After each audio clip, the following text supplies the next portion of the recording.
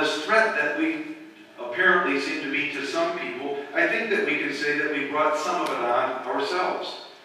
Again, not being political here. I'm not making a liberal or a conservative statement or anything like that, but I think sometimes, and this is where I think I want to try to speak to the hearts of Christians right now, sometimes we come across as angry people and even hateful people. And I think that that's probably become more apparent since we see these cable news shows and so forth, and a lot of people representing the political right are Christians, and so they're representing the Christian right and so forth, and they come across as angry. And if there's ever anything that a Christian should not come across it is angry and hateful, and jockeying for position and things like that. Let me give you a case in point. Why I think we bring some of this stuff on ourselves. When I say we, I'm talking about a certain Christians. Take the death penalty, for instance. Okay? The death penalty is a heated issue. Some believe in the death penalty and some don't believe in the death penalty. And every one of us have a right to vote for candidates and so forth based on, if that's an important issue to us.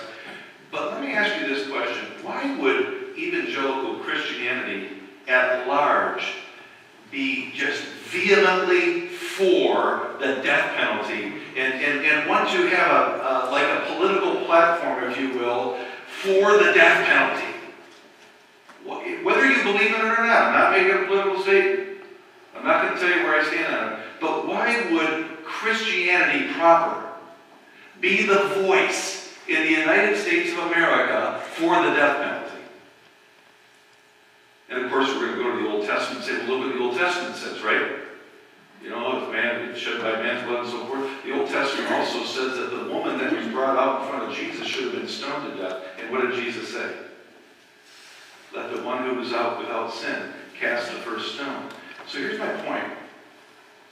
The church should be about grace and mercy. Now, whether in the voting booth we want to go vote for whatever convictions we have, that's fine. But why should the church be a voice vehemently for the death penalty? And what has been a result of that? You Christians come across as hateful and mean and so forth. And I think so some of it we've brought on ourselves. Outspoken activists against the gay movement. In some cases, people have held up signs in demonstrations and so forth that I can't even repeat to you in front of children. I could not repeat the words that quote-unquote Christians have held up on these signs. Again, not making a political statement as to where you should stand on that. That has nothing to do with what I'm talking about, but just the spirit that the church has in the world should be one of love and kindness and graciousness. Not so that we don't get persecuted, so that we don't bring whatever persecution might come our way on ourselves. By claiming that we've come into this relationship with Jesus Christ by grace and through this steadfast love of God, and then over here we're saying, kill them, or something like that. We can't come across like that. We need to come across as the stable, kind-hearted, loving, gracious voice when we are speaking as the church.